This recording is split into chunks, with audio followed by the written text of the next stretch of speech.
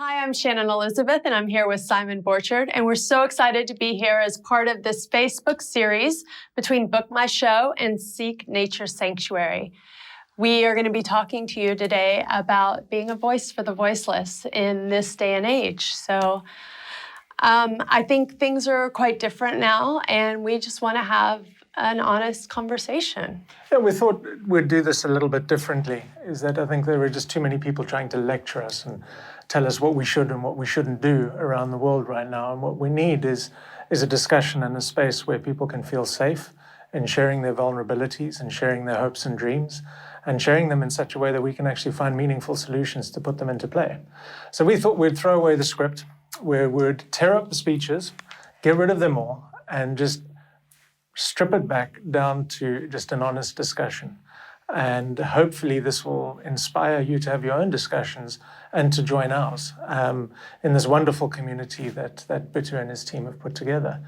So what we've been inspired by is looking at the world around us and asking ourselves the question of how do we all become a voice for the voiceless in a society where we are pushing so hard to try and find accountability on who is responsible for the rate of transfer and the rate of growth in this pandemic.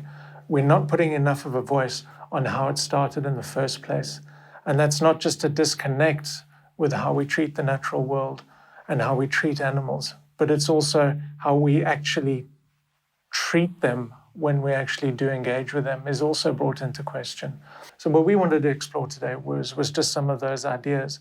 And to start that, I thought I'd ask Shannon a question, put her on the spot a little bit, and to get an idea of everyone has a moment where they are inspired. Everyone has a moment when they go, I've been so disconnected from my world, but now I've got a feeling of a need to connect again, which is kind of what we're all feeling.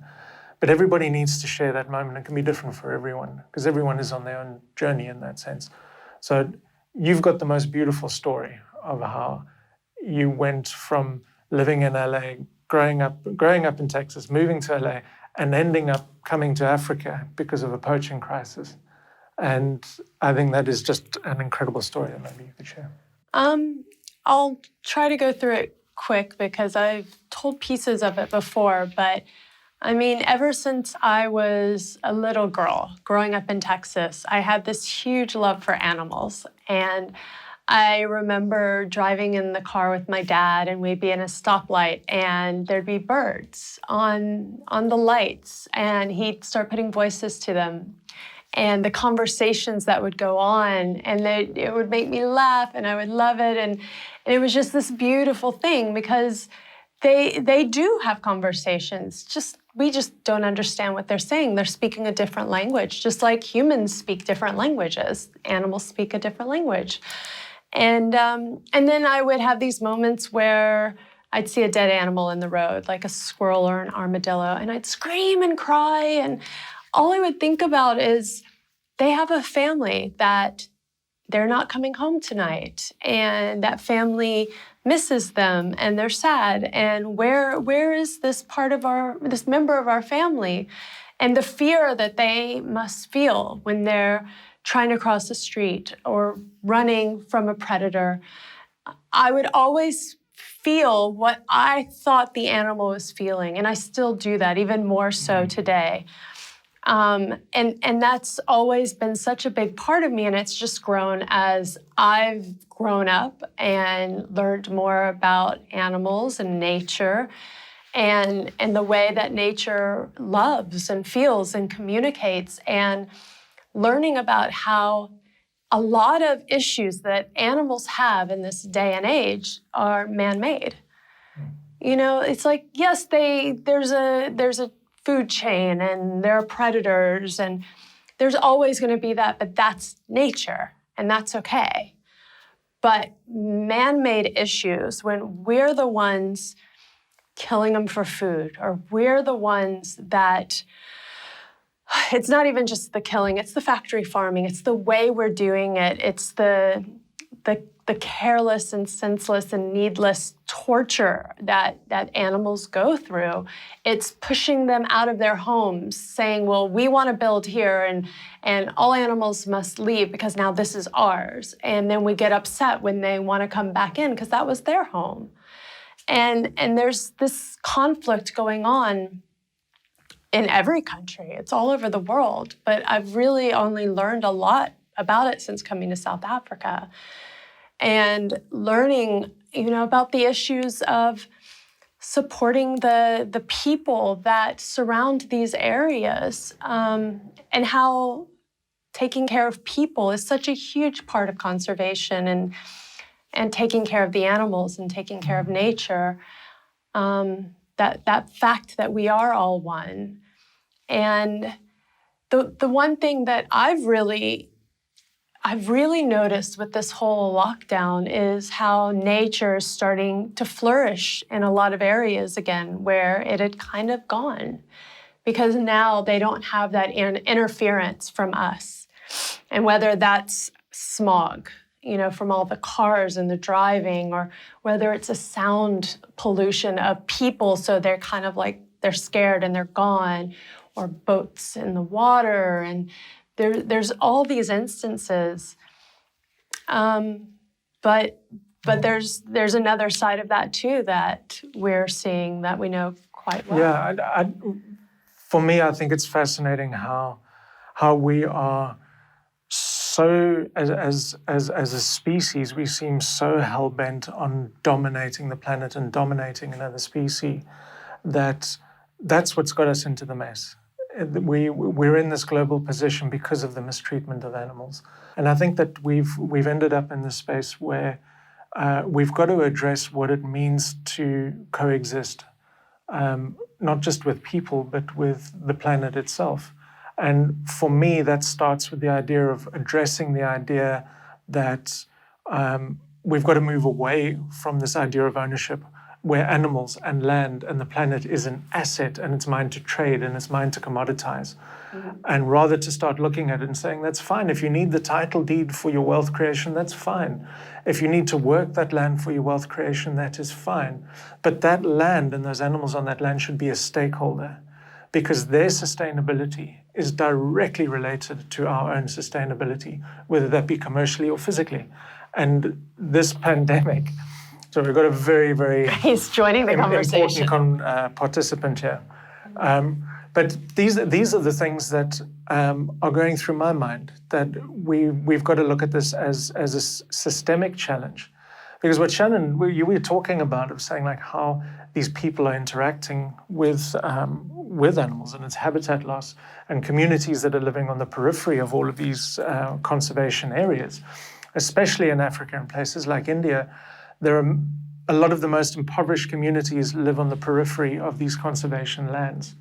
And so as we encroach on habitat and we enter into the socioeconomic crisis where people need food and they need a way to live, the bushmeat trade goes through the roof. And that is going to be a problem that we're going to see more and more of now as a consequence of this problem. So to uplift people, we have to uplift the land. To uplift the land, we have to uplift people. I'm a big believer in the idea that conservation is not an action. It is a consequence of a multitude of actions.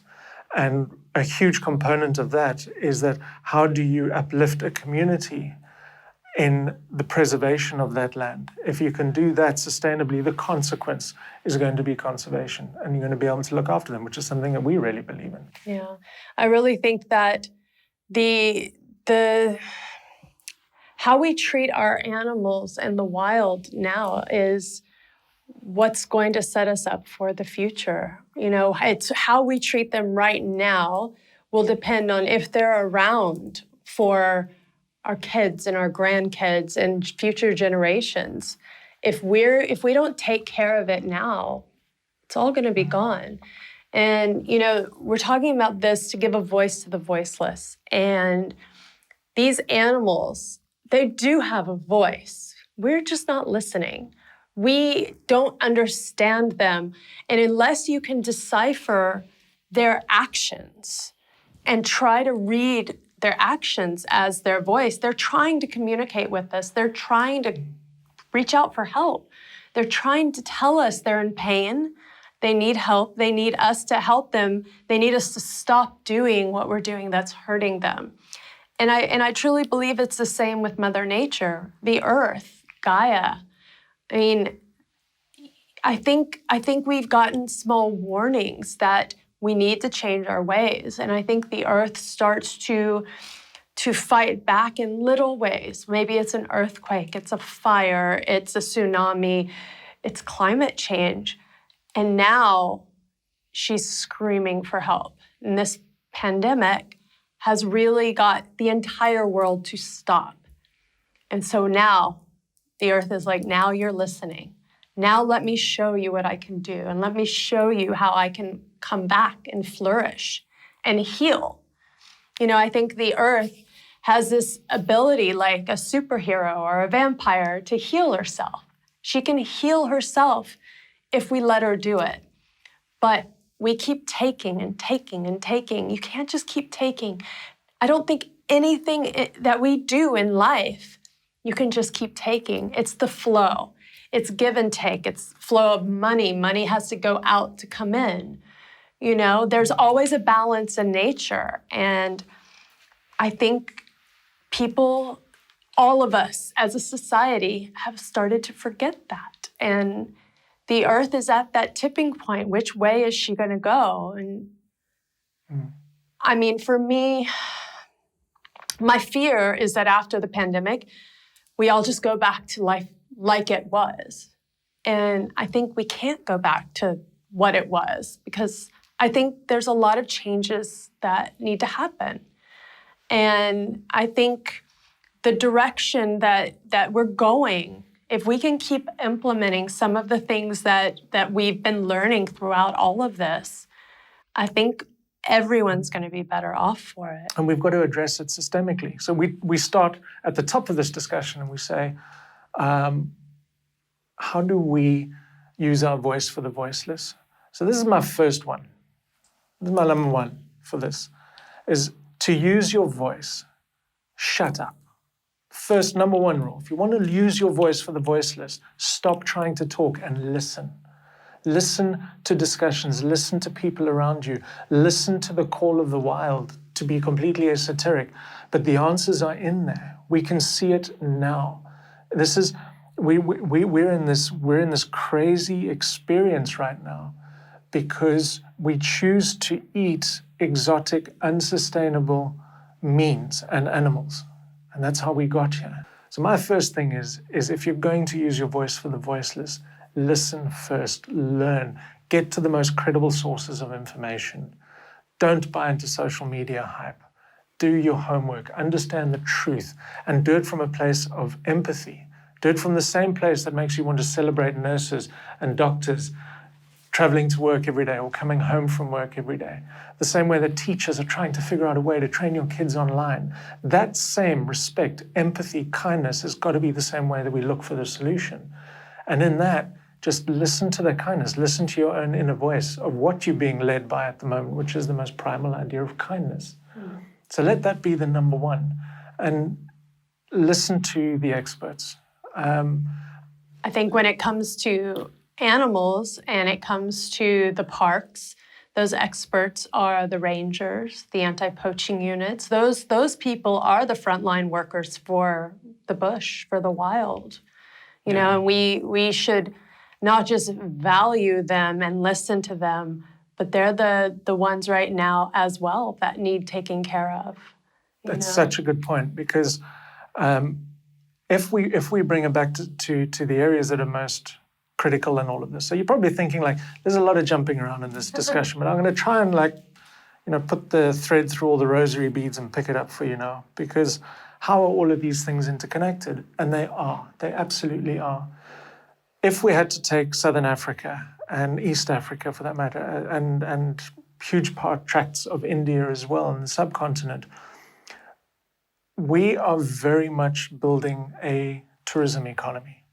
Southern Africa the average across multiple African countries across the continent, I believe, is about just short of 9% of our GDP, of our shared GDP, is based on tourism.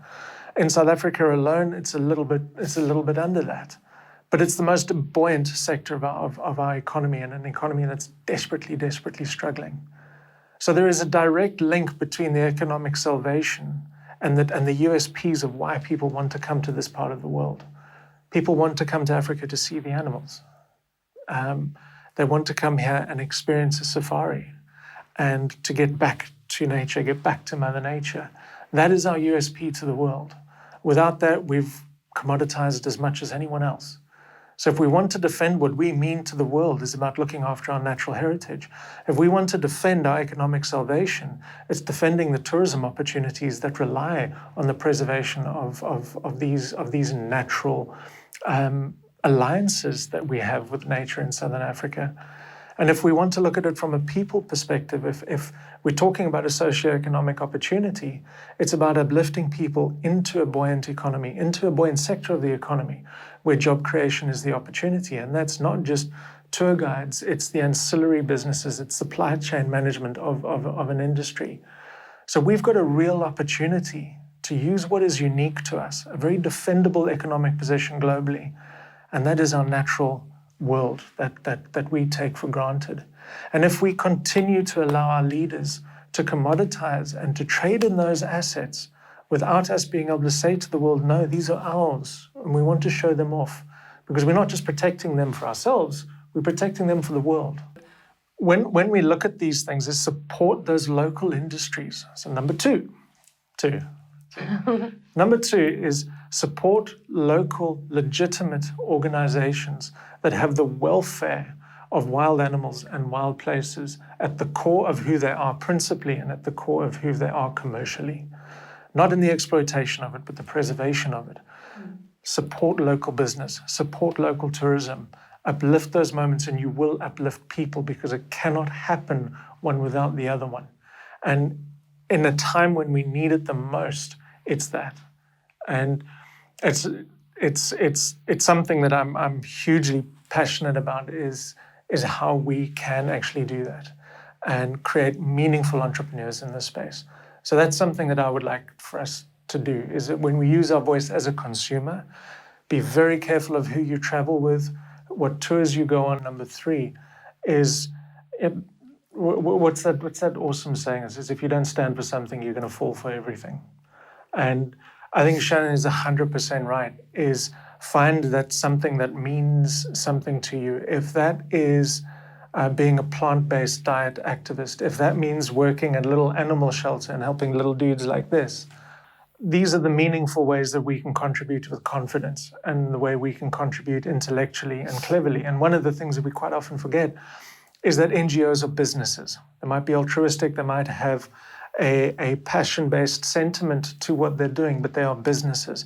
So if you are a lawyer and an accountant, a bookkeeper, an HR specialist, an IT whiz kid, whatever it is, all of these skills are relevant in NGOs. So if you cannot offer money, if you cannot offer your working life, you can offer your skill, you can offer your experience, and find that NGO that's worthwhile and say, hey, let me help you fix up your books. Let me help you register appropriately, whatever it may be. There are 101 ways that we can find meaningful contributions that we can all make. So that I think is number three. Moving on from that, I think there is something that I quite often get into a bit of trouble for being this vocal about these things. But I truly believe that, and it goes to what you were saying earlier about the things that we buy and the brands that we support, but I believe that we can really move society meaningfully when it comes to issues of conservation, sustainability, climate change, all of these fundamental challenges that don't understand borders and man-made boundaries. It doesn't just exist in some states and not in others, or some countries and not in others. It's worldwide. And we've got to take that response to them. And I really believe that those fundamental shifts don't happen unless there is the political will, cultural will, religious will, or consumer will. If we've got one or more of those four things, we can fundamentally change how people act and how they consume. Perfect example, straws. Straws became this Plastic straws. Plastic straws. So they became this scourge of the oceans, and we all know that, and we're all still trying to deal with the legacy of that. But people could see the problem. They could see the video of the turtle with the straw in its nose. They may never see a turtle in their life, but they could relate to the pain and the anguish that that animal felt in that moment. And they were also empowered because they knew that they could make one change, one small thing that would make them feel empowered and make them feel as though they were positively contributing to something, and that was simply to refuse a straw. And we could change that so quickly. Yeah. So there is the idea that says there is that consumer will can shift the needle on these things. So like Shannon said, be mindful of the brands that you support. Are they being kind to people? Are they being kind to the planet?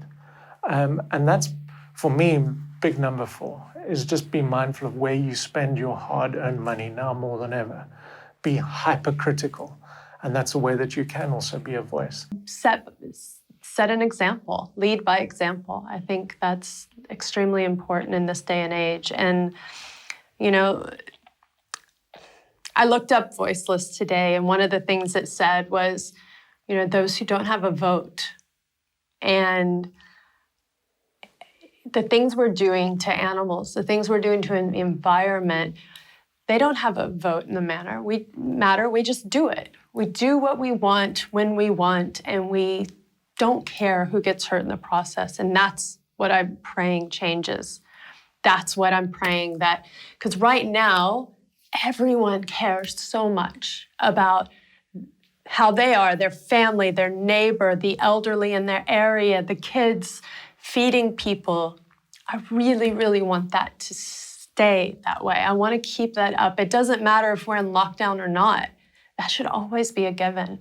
Start to care about everything around you. Care about the trees, the pollution, the animals, the strays. Like, start small if you have to. Start local, but just start to open your eyes and listen to the wind and look at the trees and see the colors and feel the air on your face and connect. It's about connecting to nature, reconnecting to the world around you. It's not just connecting to other people, but connect to everything. And that's when I think you'll feel in your heart what your mission on this planet is. And if it's giving a voice to these little guys, then do it. You just follow your heart. That's the bottom line. I think that's awesome. So thank you guys so much for being with us. And we want to continue the conversation. This is just the tip of the iceberg, but we're so grateful to be here with you guys today, and hopefully more to come. Thank you so much. And just be kind. Everyone wants, the one thing I have to just say is that Shannon said it a little while ago, about a week back into lockdown. She said, the world always wishes that they had this moment when they could press pause on the world and go back and do the things that they wanted to do differently, that they would actually have the time and the wherewithal to go back and do things differently. Well, someone pressed pause on the world, and we've got that wish. So we've got to ask ourselves, do you want to go back to normal? Because I think that normal sucks. We need a new normal. So don't go back to normal. Don't find a new normal. Find a new aspiration. Find a new ambition. Find a new love. Find a new passion and live it. Thank you so much.